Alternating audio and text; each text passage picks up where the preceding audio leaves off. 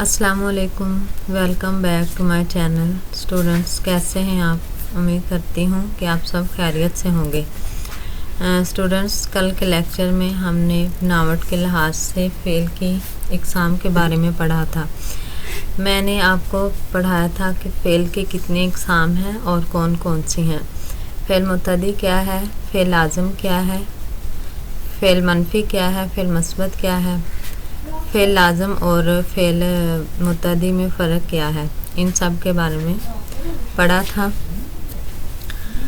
Students, आप में से किसी को टॉपिक के हवाले से कोई चीज़ समझ में ना आई हो तो वो नीचे कमेंट बॉक्स में मुझसे पूछ सकता है। इंशाल्लाह मैं आपके हर सवाल का रिप्लाई दूंगी। स्टूडेंट्स, इसके अलावा अगर आपको ग्रामर के हवाले से कोई भी चीज़ पूछनी हो तो आप कमेंट बॉक्स में मुझसे पूछ सकते हैं।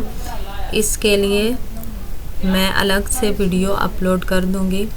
इंशाल्लाह हमारा ये सिलसिला भी चलता रहेगा।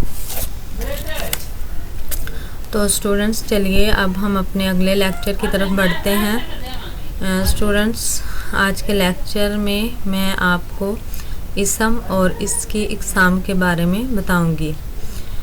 स्टूडेंट्स, इसम नाम को कहते हैं। नाम किसी भी चीज़ की पहचान होता है। इस कायनात में कोई भी चीज़ ऐसी नहीं है जिसका कोई नाम ना हो। हर चीज़ की अपनी एक पहचान होती है और अपना एक नाम होता है। स्टूडेंट्स, इसम की इकसाम के बारे में हम पढ़ते हैं। किसी शख्स, जगह, जानदार और बेजान चीज़ों के नाम को इसम कहते हैं।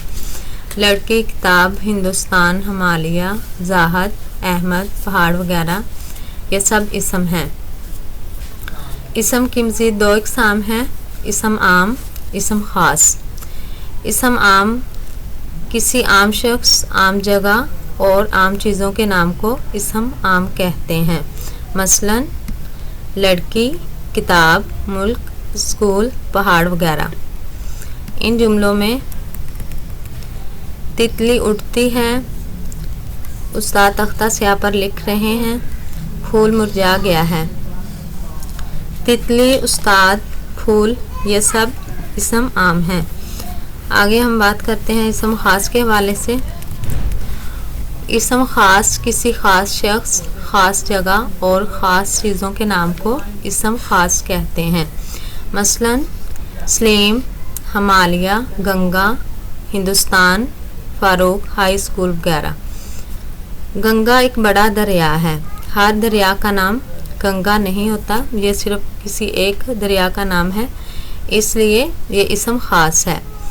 इसके अलावा हिमालय बर्फ़पोश पहाड़ है।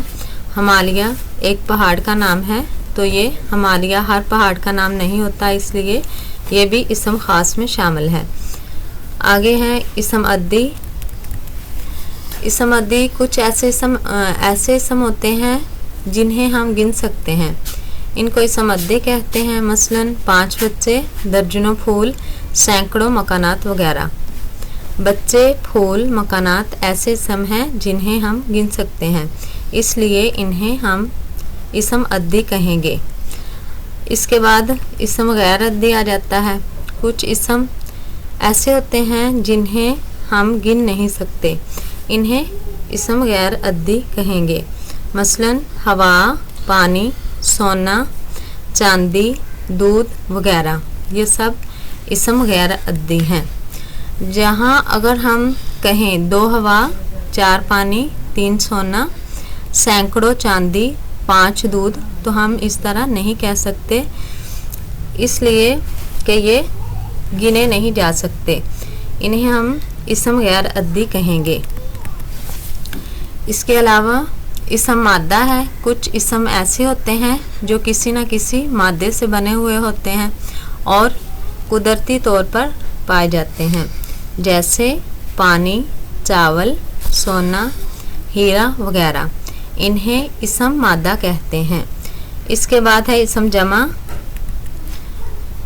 इसम जमा वो इसम होता है जो खास یا چیزوں کا مجموعی نام ہو. اسے اسم جمع کہیں گے، مثلاً فوج، کارواں، قافلہ، بھیڑ وغیرہ.